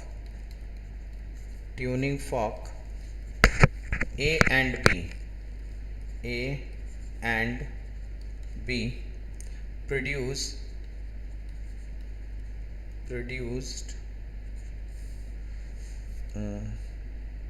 calculations produced, अच्छा ऐसे लिख लो, 5 beats per second, ठीक है। if the ऐसे लिखते हैं, if the prongs of A are चलो ये वर्ड यूज़ करते हैं, filled, ठीक है। 5 beats per second are again here, ठीक है, here, तो find the frequency of A if the frequency of B is चलिए लिख रहे 240 हर्ट्ज, ठीक है। ये क्वेश्चन का आंसर करो। मेरी बात को यहाँ थोड़ा ध्यान देना पहले क्वेश्चंस को सॉल्व करते हुए। यहाँ देखो एक चीज़ मैंने वर्ड थोड़ा यूज़ किया है न्यूमेरिकल्स वाले, क्योंकि बुक्स में तुमको इस तरह के वर्ड यूज़ करेंगे। जैसे यहाँ देखो क्या लिखा है मैंने, 2 ट्यूनिंग फॉक है ए और बी, 2 ट्यूनिंग फॉक है मेरे पास, ठीक है। प्रोड्यूस कर रहा है 5 बीट्स पर सेकंड, मतलब 2 ट्यूनिंग फॉक से जब हम आवाज़ साउंड निकाल रहे हैं तो उसका रिदम हमें क्लियर पता चल रहा है कि वो 5 बीट्स पर सेकंड, वो दोनों मिलके हमें रिदम में म्यूजिक आ रही है। Is it clear? Yes sir. अब यहाँ पे एक स्टेटमेंट मैंने कवर किया है, ये लिखा है कि if the prong of a are filed, और उसके बाद भी 5 बीट्स पर सेकंड है, ठीक है। फिर भी हमें 5 बीट्स पर सेकंड मेंटेन हो रहा है, आर हेयर अगेन, ठीक है। तो फाइंड द फ्रीक्वेंसी ऑफ, तो ए की फ्रीक्वेंसी हमें बतानी है। तो देखो इस चीज़ को थोड़ा लॉजिक समझना, ठीक है, और बहुत अच्छे से समझना। जैसे सपोज करो ये इस तरह से, ऐसा सपोज करो कि यहाँ पर ऐसा है कोई, ठीक है, पोंग है, जिसको हम क्या कर रहे हैं, एक ट्यूनिंग फॉक के हेल्प से इस पे म्यूज़िक बजा रहे हैं। क्लियर है ना? और ये जो है अभी समझो, ये जो इस तरह का, मान लो जैसे एक पॉट ले लो, या फिर वो जो यूज़ करते हैं ना, कभी देखा होगा कि म्यूज़िकल इंस्ट्रूमेंट में कई बार होता है कि छोटे छोटे पॉट्स, कटोरी जो होती है ना, उस पर पानी डाल दिया जाता है और उससे म्यूज़िक निकाला जाता है। कभी कभी खाली कटोरियाँ रखी जाती है, उससे भी म्यूज़िक निकाली जाती है। देखे हो ना? Yes sir. ठीक है ना? तो अब ये समझ कि ये ए है, ठीक है, और यहाँ पर चक्कर ये है कि ये बी है, ये बी है, दोनों ऐसा है, ठीक है। इस तरह से हमने कंसिडर किया, ये बी है। अब ये दोनों को जब म्यूज़िक बजा रहे हैं, मतलब जैसे ट्यूनिंग फॉक इस पे बीट कर रहा है और ये ट्यूनिंग फॉक इस पे हैमर कर रहा है, तो दोनों का बीट क्लियर है, हमें कितनी मिल रही है, 5 बीट्स पर सेकंड, ठीक है। बट यहाँ पे 5 बीट्स पर सेकंड मिल रहा है, ठीक है, बट यहाँ आइडेंटिफाई नहीं कर पा रहे हम कि कौन सी है जिसकी फ्रिक्वेंसी नियर वाइज ज़्यादा है या नियर वाइज कम है, ठीक है। यहाँ पे तो क्लियर नहीं है, बस यहाँ पे हमारे पास क्या है, 5 बीट्स है। आई बात समझ में? Yes sir. ठीक है ना? क्योंकि तुम ऐसा बोलोगे ना कि सर 2 फ्रिक्वेंसी है तो नियरली दोनों इक्वल तो होंगे, मगर थोड़ा तो डिफरेंसेस है, तभी तो बीट्स सुनाई दे रही है। तो वो थोड़ा सा डिफरेंसेस किसका है? मान लो ये ए वाला है, ये ज़्यादा है, या बी वाला ज़्यादा है, ये हमें पता ही नहीं। तो इसके लिए क्या करता है, सिचुएशन को थोड़ा सा और चेंज कर दिया गया। सिचुएशन में ये चेंज किया गया कि अब इस ए वाले में क्या हुआ, ए का जो पॉट था इसमें क्या कर रहा है, ये वाटर फील कर रहा है। अब पानी फील करने का मतलब एक्चुअल में क्या कर रहे हैं, इसको वेन कर रहे हैं, वैनिंग कर रहे हैं, मतलब इसको क्या कर रहे हैं, हार्ड बना रहे हैं। तो ऑब्वियसली खाली पॉट में जो म्यूज़िक आती है वो इसको फील कर देंगे, तो इसकी म्यूज़िक क्या होगी, थोड़ी कम हो जाएगी, मतलब इसकी फ्रिक्वेंसी क्या हो जाएगी, कम हो जाएगी, और इसकी फ्रिक्वेंसी ऑब्वियसली उसके रेस्पेक्ट में ज़्यादा हो जाएगी। तो भी हमें क्या सुनाई दे रहा है, 5 बीट्स ही सुनाई दे रहा है। तो हम यहाँ पे ये क्लियर हो गए कि ए की फ्रिक्वेंसी क्या हो गई, कम हो गई है बी की फ्रिक्वेंसी से। तो हमें ये पता है कि तब भी हमें कितना सुनाई दे रहा है, 5 बिट्स। तो हम जो लिखेंगे N1 माइनस N2, यहाँ पे क्लियर है कि अभी बी वाला जो फ्रिक्वेंसी है वो 240 हो चुका है, और ये माइनस कुछ ए की फ्रिक्वेंसी आ रही है। बात समझ में? Yes sir. तो what is the value of frequency a क्या लिखोगे, 235 35। हर्ट्स। ये हो गया आंसर। तो समझ में आया क्वेश्चंस कैसे मैनेज करना है आपको। फिर जो ये आई है फ्रिक्वेंसी ए की, ये तब कौन आई सी? है जब वाटर फिल्ड है या तब खाली है? नहीं, ये जो आई है फ्रिक्वेंसी वो कब आई है, मेरी बात को थोड़ा क्वेश्चन को अच्छे से समझो, मैं बार बार यही चीज़ बोल रहा हूँ कि जब खाली है और दोनों को मिला के 5 बिट्स हैं तो हमें तो पता ही नहीं ना कि किसकी ज़्यादा है किसकी कम है, क्योंकि हमें जो रिजल्टेंट बता रहा है बाद में वो क्या कह रहा है कि बाद में ए के पोंग को फील करो, और फील करने के बाद भी वो क्या आ रहा है 5 बिट्स पर सेकंड मेंटेन करने की कोशिश कर रहा है। तो हमारा लॉजिक क्या कहता है कि अगर जिसको भर रहे हैं ऑब्वियसली उसको वैन कर रहे हैं, तो वैन करने का कंडीशन क्या होता है कि उसकी फ्रीक्वेंसी को घटा देगा दूसरे वाली फ्रीक्वेंसी के रिस्पेक्ट में। इतनी बात समझ में आ रही है? ये ठीक है ना। तो अगर ये घटा देगा और उसके बाद क्या कह रहा है कि वो जो है दूसरा बी वाला है उसकी फ्रीक्वेंसी का डाटा दिया हुआ है 240 हर्ट्स, तो ऑब्वियस सी बात है यहाँ पर स्टेटमेंट ये क्लियर है कि 240 हर्ट्स दे रहा है, मतलब पानी भरने के बाद भी क्या हो रहा है कि वो 5 बिट्स को मेंटेन कर रहा है, तो कहीं ना कहीं इसकी फ्रीक्वेंसी ज़्यादा है जो कहीं ना जो मतलब उससे स्लाइटली ज़्यादा है और 5 बिट्स मेंटेन हो रहा है। आई बात समझ में? Yes sir. हाँ, तो जो अब हमें क्लियर हो गया ना कि ए वाला जो है उसको प्रॉन्ग में वाटर फील करने के बाद उसकी फ्रिक्वेंसी कम हो जाएगी और इसकी फ्रिक्वेंसी ज़्यादा हो जाएगी, और हमें 5 बीट्स ही सुनाई दे रहा है, तो ऑब्वियस सी बात है कि बी वाले की फ्रिक्वेंसी जब हम नंबर ऑफ बीट्स निकालेंगे तो हम क्या करेंगे, n B minus n A कर लेंगे। Is it clear? Yes sir clear. और उसके बाद आंसर मेरा 235 आ जाएगा कि ए का कितना है, क्योंकि जब तक ये दोनों कांस्टेंट थे हमें पता ही नहीं था कि किस में वैक्स हुआ है किसके वेन हुआ है, तो हम ये आइडेंटिफाई नहीं कर रहे हैं, हमें बस ये पता है कि 5 बिट्स डाटा ये बता रहा है कि 5 बिट्स सुनाई दे रही है, तो 5 बिट्स सुनाई दे रही है, मगर कैसे नियर बाइज अगर है दोनों तो किसका ज़्यादा है किसका कम है वो हम आइडेंटिफाई नहीं कर पाए। उसको आइडेंटिफाई करने के लिए क्या किया गया, 5 बिट सुनाई दे रही है मगर एक को क्या किया गया, एक में वाटर डाल दिया दूसरे की फ्रिक्वेंसी फिक्स कर दी। ठीक है, तो यहाँ से हम मैनेज कर पा रहे हैं कि अब वाटर भरने के बाद ये क्लियर हो गया कि उसकी फ्रिक्वेंसी कम हो गई, मगर कितनी हो गई वो हमने क्या किया, कैलकुलेशन सब निकाल लिया।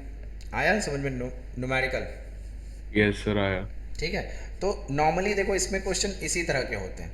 ठीक है, कि या तो इस तरह से बातें करेगा कि नंबर ऑफ बीट्स बताओ कितनी हो रही है, नंबर ऑफ बीट्स बताने के बाद वो क्वेश्चन को और थोड़ा एडिशंस में करेगा कि उसके मतलब क्या रिजल्टेंट वेव की फ्रिक्वेंसी है या फिर एम्पलीट्यूड की फ्रिक्वेंसी है, एम्पलीट्यूड से इंटेंसिटी कैसे निकलती है, उसी को लिंकअप करता चला जाएगा अगर एक बड़ा क्वेश्चन बनाना है उसको। तो कहीं दिक्कत नहीं इसको समझने में? No sir. चलो, अब देखो यही हमारे पास क्या है, यही है बीट, और बीट की कहानी इतनी ही सी है। ठीक है, अब एक छोटा सा डिफरेंशियल हम लोग देखते हैं किसका, स्टेशनरी वेव का। ठीक है, देखो डिफरेंशियल कर सकता हूँ मैं एक बार थोड़ा एक्सप्लेन करता हूँ स्टेशनरी वेव। ठीक है, अभी कहीं दिक्कत नहीं ना बीट्स में? No sir. चलो, अब यहाँ मेरी बात को समझना, अपने बात क्या कर रहे हैं स्टेशनरी वेव की। ठीक है,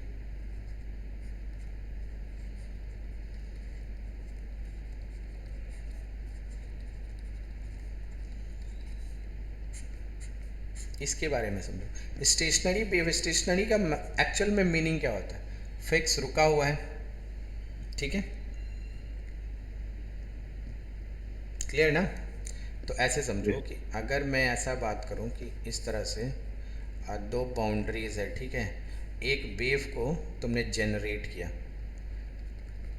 ऐसे समझना, और एकदम लॉजिक समझना है इसमें, एक वेव को मैंने इस तरह से जनरेट किया, ऐसा ये वेव चल रहा है मेरा।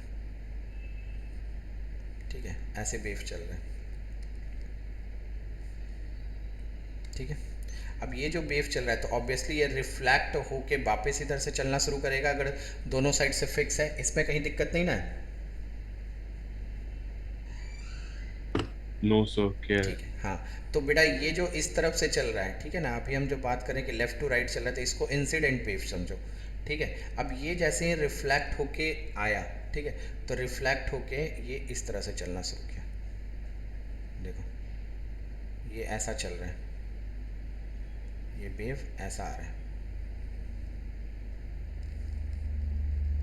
ये ऐसे चल रहा है। ठीक है, अगर ये ऐसा चल रहा है तो ऑब्वियसली दोनों वेव का अगर हम रिजल्टेंट की बात करें, ठीक है, तो कहीं ना कहीं एक दोनों मतलब एक वेव ये वाला और ये वाला, तो ये दोनों वेव का जो रिजल्टेंट मिल रहा है हमको वो ऐसा मिल रहा है, ठीक है।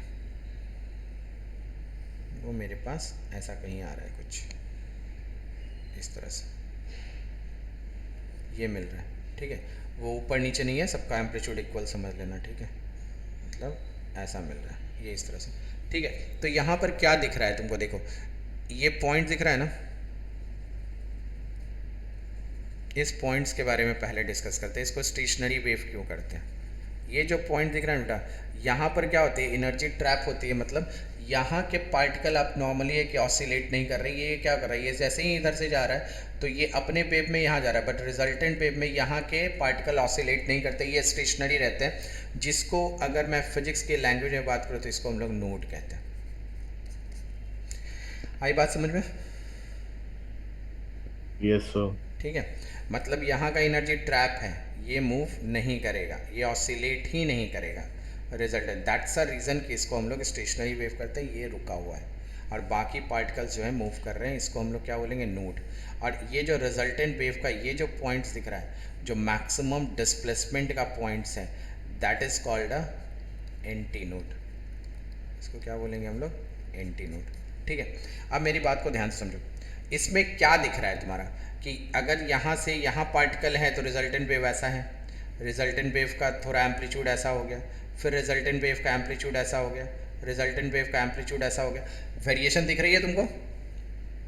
यस सर दिख रही है। हाँ, तो वो वेरिएशन किस में है, किस रिस्पेक्ट में दिख रहा है? जो एम्पलीट्यूड का जो वेरिएशन दिख रहा है वो क्यों दिख रहा है, किसके कारण दिख रहा है?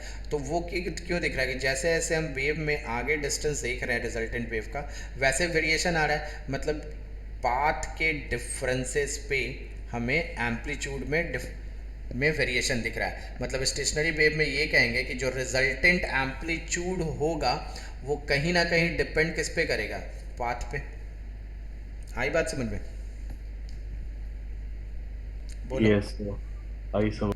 ठीक है ना, जैसे याद करो वहाँ पे कि जब हम बीट्स की बात कर रहे थे तो हमने क्या डिस्कस किया कि वहाँ पर जो डिफरेंसेस है वो किस पे डिपेंड कर रहा है, टाइम पीरियड पे डिपेंड कर रहा था, क्यों? Yes sir.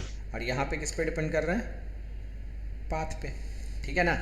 और पाथ में ये चीज़ हमेशा याद रखोगे कि ये जो है जहाँ पे क्या हो रहा है, जहाँ का पार्टिकल ऑसिलेट नहीं कर रहा उसको हम लोग क्या बोलते हैं, नोड। और दैट्स अ रीज़न इसका नाम दिया गया स्टेशनरी वेव या फिर standing wave.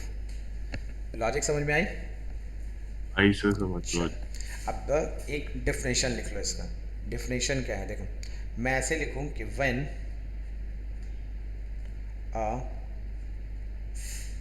when a traveling wave when a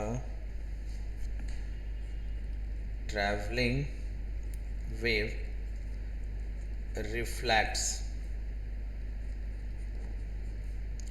back on itself। अच्छा, तुम लोग के पास एरोडोव की बुक है क्या? नो सर अभी नहीं है। बेटा एरोडोव मंगवा लो, ज़्यादा कॉस्टली बुक नहीं है, 100 रुपीज़ के आसपास की बुक है, बट नहीं वो सर लेने गया था वो मिली नहीं है, अवेलेबल नहीं थी। तो अमेज़ोन से मंगवा लो, यस सर। है ना। क्योंकि वो बहुत ज़रूरी है कि अभी ये वेव फिनिश होगा तो मैं मैकेनिक्स के पार्ट में जाऊंगा और वहाँ पे मुझे अब मैं स्ट्रिक्टली एरोडोव बनवाऊंगा, इसलिए आपको एरोडोव रखना है, ठीक है। एक, सर एच सी वर्मा भी करनी है उसके साथ? हाँ एच सी वर्मा तुम खुद से करोगे। एच सी वर्मा में अगर मान लो एक एक्सरसाइज में रोटेशन में करीब 85 के आसपास क्वेश्चन, 83-85 क्वेश्चन है, तो उसमें मुझे नहीं लगता ज़्यादा डिस्कस है। आफ्टर थियरी या थियरी में जो हम न्यूमेरिकल डिस्कस करेंगे उसमें लगभग एच सी वर्माज हो ही जाएंगे। एच सी वर्मा और एरोडोव को हम टच ही कर देंगे, मगर मैं ये चाहता हूँ कि एरोडोव वाला सेक्शन खुद से थोड़ा सा मेंटेन करो। H C Verma classroom lectures में कवर हो जाएगा, वो बहुत टफ नहीं होता, ठीक है। Yes sir. ठीक है ना, तो उसके लिए रिलैक्स रहो। बट थोड़ा क्या करो, 2 बुक आती है, ठीक है। एक तो एरोडोव और एच सी वर्मा, ये एकदम कंपलसरी है, आपको सॉल्व करने ही करने। उसके साथ एक और बुक आती है TMH पब्लिकेशन की, शशि भूषण तिवारी की, ठीक है। जेई एडवांस की बुक है, देख लेना, शशि भूषण तिवारी नाम है, TMH पब्लिकेशन से, ठीक है। 2 वॉल्यूम में आती है, एक 11th का एक 12th का। तो वो 11th वाला मुझे चाहिए, क्योंकि वो एग्जैक्टली स्टाइल है जो एडवांस में क्वेश्चन पूछते हैं। ठीक है, एरोडोप से क्या होगा कि जो कॉन्सेप्ट पढ़ा तुमने उसका एक्चुअल में एप्लीकेशन समझ में आएगा कहाँ कहाँ यूज़ करना है। और शशि भूषण तिवारी कहीं ना कहीं हमें इस वे में बताएगा कि किस स्टाइल के जेई में क्वेश्चंस आते हैं, उसको अप्रोच कैसे करना है और क्विक कैसे हमें सॉल्व करना है। ठीक है, यस सर। ठीक है। तो ये वाली चीज़ें 2 बुक्स तो आपको कवर करनी ही करनी है मैकेनिक्स के लिए। इवन मैकेनिक्स के लिए नहीं, शशि भूषण तिवारी आपको वेव के लिए या फिर हिट के लिए सबके लिए बेटर है, बहुत अच्छी किताब है वो। ठीक है ना, न्यूमेरिकल पॉइंट ऑफ व्यू से वो न्यूमेरिकल की ही बुक है सिर्फ। ठीक है, देखो क्या लिखा मैंने, when a travelling wave reflect back on it self it creates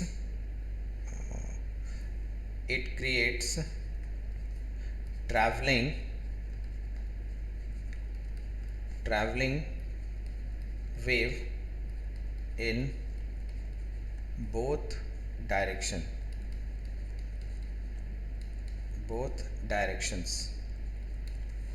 ठीक है, it creates wave in both direction, the wave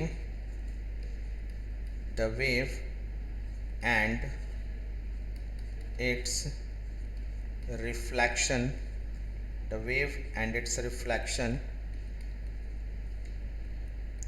interfere according to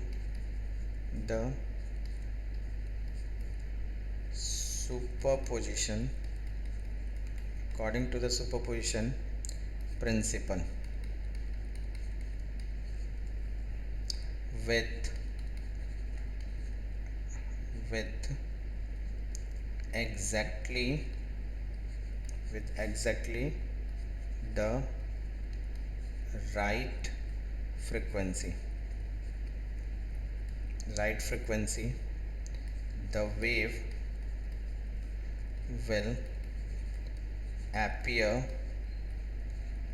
will appear to stand still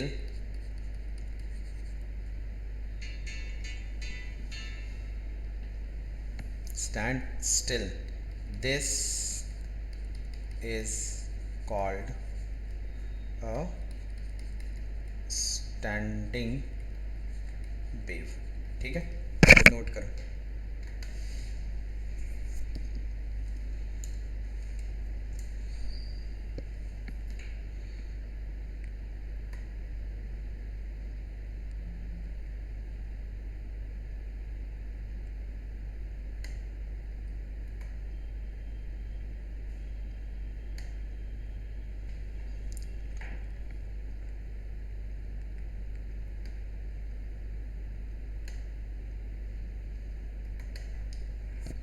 ठीक है, यस सर। हाँ, ये डिफिनेशन भी क्लियर है कि जब ट्रैवलिंग वेव और रिफ्लेक्ट करके बैक ऑन इटसेल्फ आता है, it create travelling wave in both direction, the wave and its reflected interference according to the superposition principle with the right frequency, the wave will appear still, this is called the standing wave. कहीं दिक्कत नहीं ना? No sir. चलो अब यहाँ पे समझो, अगर हम ऐसी बातें कर रहे हैं तो लॉजिक को थोड़ा यहाँ ध्यान से समझना। ठीक है, मैं अगर ऐसी बातें कर रहा हूँ तो मैं 2 वेव कंसिडर कर लेता हूँ। जैसे इसका मैथमेटिकल रिलेशन निकालने के लिए मैं एक वेव ऐसे ले लेता हूँ, y1 is equal to a sine kx minus omega t. तो इसका मतलब क्या है कि ये वेव का मतलब है कि जिसका फेज एंगल जो इनिशियल फेज है वो 0 डिग्री है और वो लेफ्ट टू राइट जा रहा है। क्लियर है ना? ठीक है, और जब हम दूसरा वेव लिखेंगे तो y2 इज इक्वल टू, मैं ऐसे लिखूंगा a sine kx plus omega t. अगर ये इंसिडेंट वेव है तो ये रिफ्लेक्टेड वेव है। कहीं दिक्कत नहीं ना बेटा इसको समझने में? No sir. ठीक है, अब ये चीज़ें हैं तो ऑब्वियसली सुपरपोजिशन क्या लिखोगे, y is equal to y1 plus y2। ठीक है, अब यहाँ पे y1 प्लस y2, तो वापस मेरे पास क्या दिक्कत है कि एम्पलीट्यूड इज सेम। ऑब्वियसली एक ही वेव है जो इंसिडेंट और रिफ्लेक्ट हो रहा है तो एम्पलीट्यूड सेम होगा, बट इसका भी यहाँ क्या देख रहे हैं हम कि फेज एंगल अलग अलग है। मतलब यहाँ पर भी sine C plus sine D का फॉर्मूला यूज़ करना पड़ेगा। ठीक है, मतलब यहाँ पर सिंपल क्या लिख लेंगे, a साइन के x minus omega t plus a sine के x plus omega T.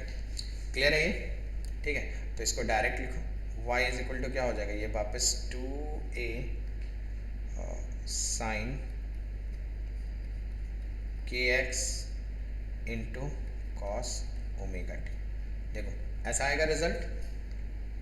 Yes sir. ठीक है, अब यहाँ पे समझना ध्यान से, अगर मैं यहाँ से बताऊँ कि अच्छा बताओ रिजल्टेंट वेव की फ्रिक्वेंसी कौन सी होगी और वेव कौन सा होगा, तो ये तुमको क्लियर पता चल रहा है। देखो ऑब्वियस सी बात है कि एम्पलीट्यूड जो है वो पाथ पे डिपेंड करेगा, ठीक है, और ये अगर तो इसका मतलब ये जो हो जाएगा मेरा क्या हो जाएगा, रिजल्टेंट एम्पलीट्यूड। कहीं दिक्कत है इसको समझने में? No sir. नहीं। तो ऑब्वियसली बेटा नोड और एंटी नोड भी इसी फंक्शन पे डिपेंड करेगा, करेगा सर। है ना? ठीक है, तो अगर ये फंक्शन पे डिपेंड करेगा तो ऑब्वियसली रिजल्टेंट वेव एक्स पे डिपेंड कर रहा है मेरा, ठीक है ना? तो अगर मैं तुमसे पूछूं कि पोजीशन ऑफ नोड और एंटी नोड मुझे बताओ, तो ऑब्वियसली बात है बता सकते हो यहाँ से। कैसे बताओगे, थोड़ा आइडिया दो, थोड़ा आइडिया। देखो लॉजिक समझना, मैं एकदम सिंपल वे में बताता हूँ, मैं कोई कॉम्प्लिकेशन में नहीं जाऊँगा बुक्स वाली। मैं ये बताऊँगा कि मेरे पास रिजल्टेंट वेव ये है, सॉरी रिजल्टेंट एम्पलीट्यूड ये है 2a साइन के एक्स। बोलो इसमें कहीं दिक्कत है? No sir. नहीं। तो चलो मैं पोजीशन ऑफ एंटी नोड की बात करता हूँ, पहले मैं ये देख लेता हूँ, पोजीशन ऑफ एंटी नोड्स। तो एंटी नोड्स का मतलब क्या है, जो मैक्सिमम डिस्प्लेसमेंट हो,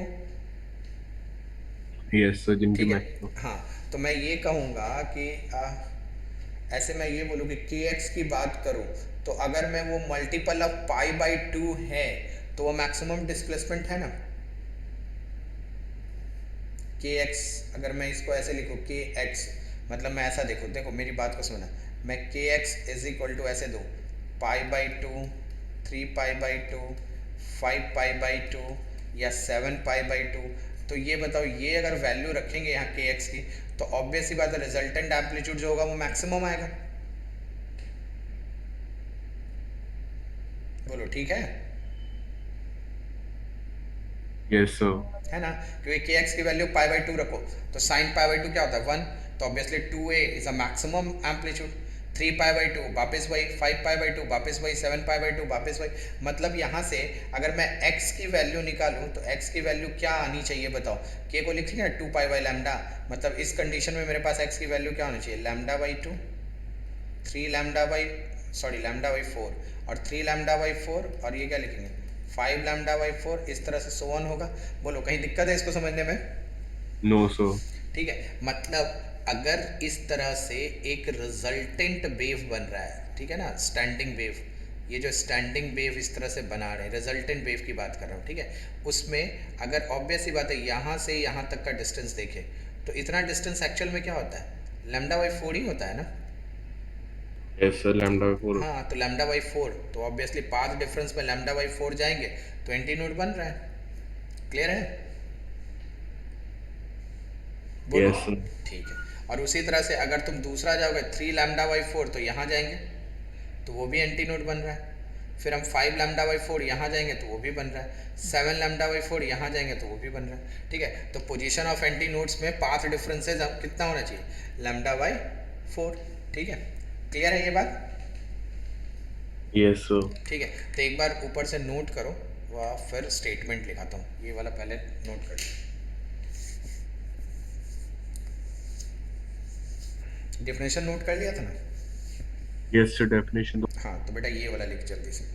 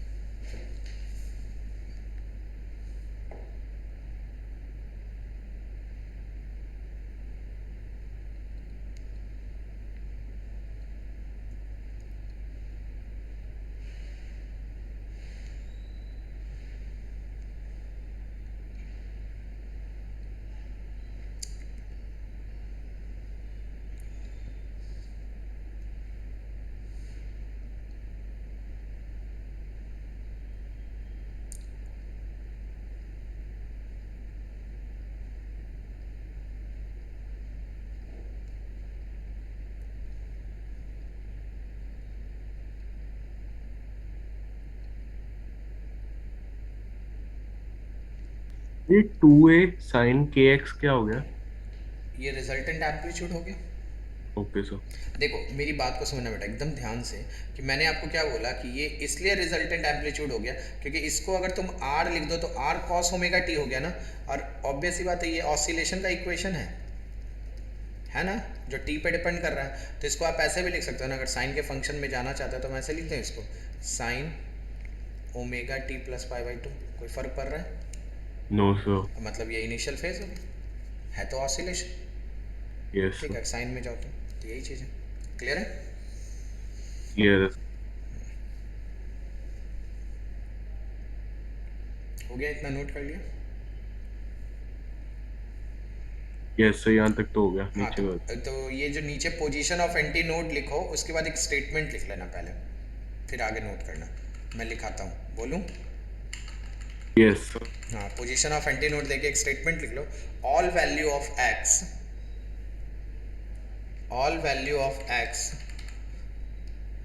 for which, all value of x for which kx is, all value of x for which kx is an, kx is an odd multiple of pi by 2, kx is an odd multiple of pi by 2, give the give the give the maximum value of, give the maximum value of 2a sin kx, give the maximum value of 2a sin kx।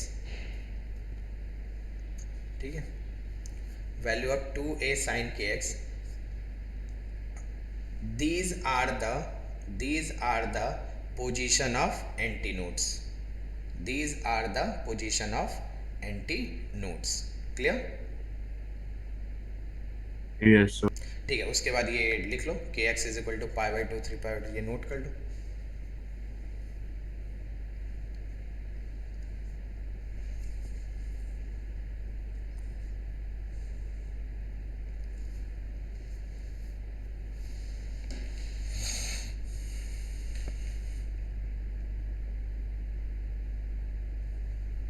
हो गया?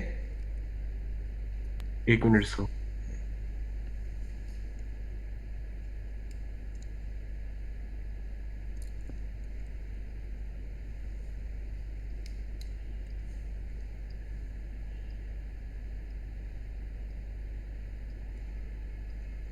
Done sir, हो गया। Done.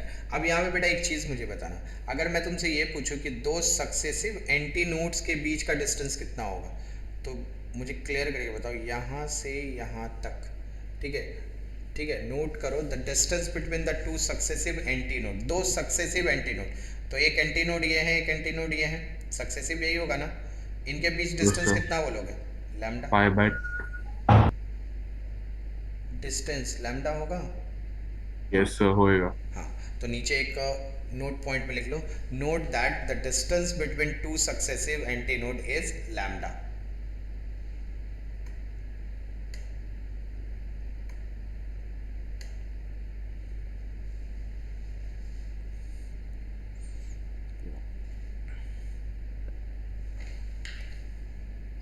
ठीक है,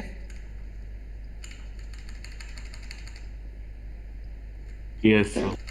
चलो एक छोटा सा क्वेश्चंस करते हैं इस पे। ठीक है, देखो अगर ऐसे सपोज करो, लिखो लो question, determine determine the equation of two standing wave, determine the equation of two standing wave emerging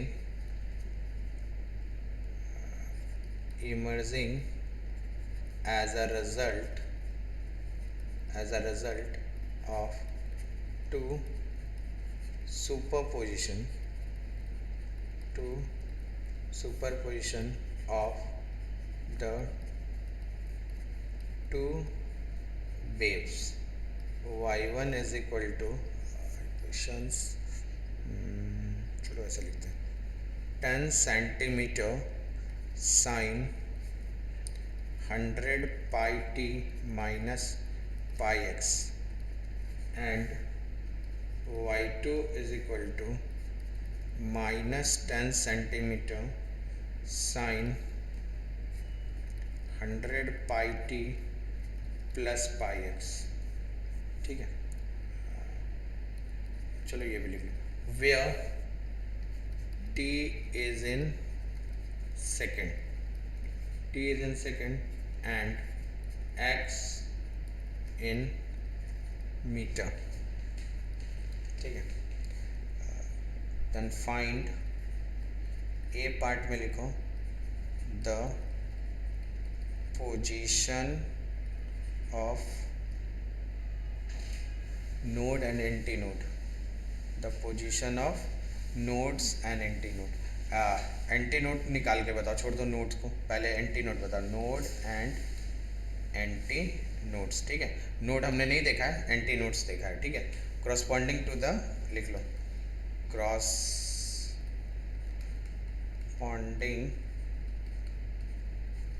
to the position value of x.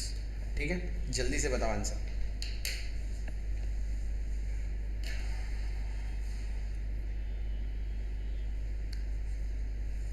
देखो ऐसे दिखना पड़ता है लिखने के लिए। अगर यही काम तू कर देता, क्या करना है? ये क्वेश्चंस रहता तो अपन क्वेश्चन डायरेक्ट निकाल देते। यही करना है। अब तो जा रहे हो, वो लड़का कर देगा, उसको क्या है? कर देगा तो उसको समझा के जाओ, क्योंकि मैंने बोला था कि मंडे से आऊँगा, उसके बाद मैं ये करने वाला हूँ। बट आपको ये क्वेश्चन एक दिन पहले देने पड़ेंगे। हाँ, एक दिन पहले दूंगा, वो मुझे हाँ, वो सेलेक्ट हो करके देगा, क्योंकि मेरे को ऐसे भी यूट्यूब वाला भी वो करना है। हम्म। ठीक है ना, तो वो थोड़ा सा मैनेज कर लीजिए। उसे एक दिन पहले तो उसमें ऐड कर देगा आपके। हाँ फिर वो उसके अंदर होगा, पीपीटी के अंदर होगा सर वो। हाँ हाँ, चलेगा चलेगा, ठीक है। वो हम न्यूमेरिकल का ऐड कर लेंगे एक बार। ठीक है बेटा, समझ में आया क्वेश्चन? यस सर आया। जल्दी से आंसर बताओ, क्विक एकदम फटाक से।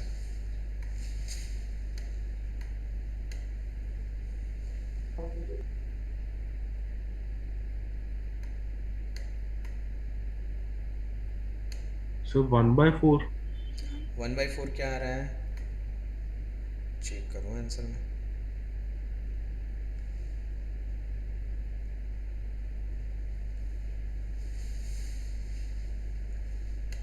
कितना आ रहा है आंसर बेटा? x की वैल्यू आपको निकाली ना, the position of node and antinode corresponding to the position value of x। x की वैल्यू आ रही है 0, 1 मीटर, 2 मीटर, 3 मीटर। आ रहा है ऐसा?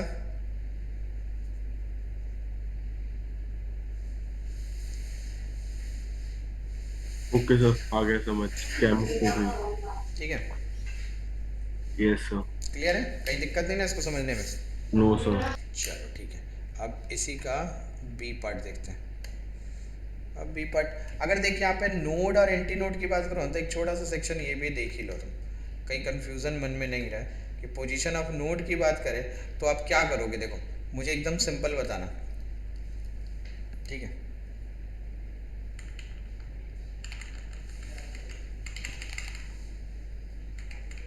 देखो पोजीशन ऑफ नोड की बात करो तो मैं इसमें ऐड क्या करूँगा, लिख ले एक जगह, ऐसे लिख लो, थियरी में लिख लो, पोजीशन ऑफ नोड्स। ठीक है, तो पोजीशन ऑफ नोड्स के लिए क्या लिखोगे? पहला तो देखो ये बेव है, ये मेरा बेव है, तो अगर पोजीशन हमें नोड की देखनी है तो यही पोजीशन होगा नोड का, होगा ना? तो इसका मतलब क्या हुआ, अगर ये पोजीशन नोड की है तो कौन सी वैल्यू के लिए वैलिड है कि एनी पोजीशन, मतलब के एक्स जो होगा मल्टीपल ऑफ पाई का होना चाहिए, क्योंकि 0 पाई 2 पाई 4 पाई 3 पाई ऐसे ही मिलेगा। Yes sir. ठीक है, तो लिख लो पोजीशन ऑफ नोड्स में ऐसे एक स्टेटमेंट लिख लो, एनी पोजीशन फॉर विच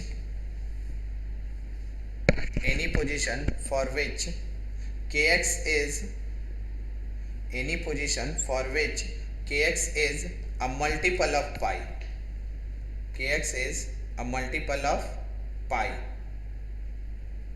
ठीक है, उसमें इंक्लूडेड जीरो भी लिख लेना, जीरो को छोड़ के नहीं चल सकता। क्लियर है ना? मतलब 0 पाई 2 पाई 3 पाई ऐसे। कि x is a multiple of pi, all these are position of nodes, all these are position of nodes. मतलब क्या लिखेंगे अब यहाँ पे, अब यहाँ पे मुझे बता दो, ऐसे लिख सकते हैं कि x इज इक्वल टू 0 पाई 2 पाई, इस तरह से बढ़ा दो, ठीक है। तो ऑब्वियसली x की वैल्यू हमें क्या मिल जाएगी, 0 लैम्डा बाई 2, फिर लैम्डा, फिर 3 लैम्डा बाई 2, इस तरह से बढ़ता चला जाएगा। बोलो ठीक है ना? Yes sir. हाँ, तो ये हो गया मेरे पास position of nodes. Clear? Clear sir. ठीक है। तो यहाँ पे तो अगर तुमसे पूछा जाएगा दो सक्सेसिव नोड के बीच का डिस्टेंस बताओ, तो वो कितना मिलेगा आपको? This is also a lambda ना, या lambda by yes 2। Sir. Yes sir. ठीक है। और तुमसे पूछा जाएगा कि एक नोड और एंटी नोड के बीच का डिस्टेंस बोलो, तो क्या बोलोगे? Lambda by 4। यस सर ठीक होएगा। है। तो हम इसमें एक नीचे एक पॉइंट में लिख लो, note that the distance between two successive node is n lambda by 2। नीचे में लिख लो, note that the distance between two successive node is lambda by 2। Clear? Yes sir. देखो कहीं दिक्कत नहीं रहती तो समझने में। No sir. ठीक है। अब नेक्स्ट लेक्चर्स में अपन इससे आगे डिस्कस करेंगे। ठीक है? Okay sir. ठीक है। सर हाँ वेट बोलते कब तक खत्म होएगा ये चैप्टर? कब तक खत्म होगा? Yes sir. ये वीक लगेगा। Okay sir. ठीक है, इस वीक में। अभी देखो, अभी एक्चुअल में थोड़ा सा सिलेबस बहुत पीछे है तुम लोगों का। ठीक है? यस क्योंकि सर। नॉर्मली समझो तो मैकेनिक्स तक डिस्कस नहीं हुआ, मुझे लगा था कम से come first part of mechanics हो गया होगा। तो अब थोड़ा इसको चेंज करेंगे, ऐसा करेंगे कि ये जो मॉर्निंग का सेशन है ना, यस सर। इसमें मैं बेव कंटिन्यू रखूँगा, और एक इवनिंग में भी एक ऑनलाइन लेक्चर्स हम लोग डिस्कस करेंगे। ठीक है? हो सकता है वो 7 o'clock हो या फिर 4 o'clock हो, जैसा भी, मैं टाइम एडजस्ट करके तुमको मैसेज कर दूंगा। ठीक है? उसमें हम मैकेनिक्स स्टार्ट करेंगे। क्लियर? Okay sir. ठीक है। और मैकेनिक्स स्टार्ट करेंगे, और मैकेनिक्स पे मैं स्टार्ट करूँगा इवन न्यूटन्स लॉ से। ठीक है? काइनेमेटिक्स बहुत आधा कच्चा पक्का तुम लोगों ने सीख रखा है। सर न्यूटन्स लॉज हो गया? हो गया कंप्लीटली, अच्छे लेवल पे हो गया। एरोडोव यस बन सर। गए, एच सी वर्मा बन गए।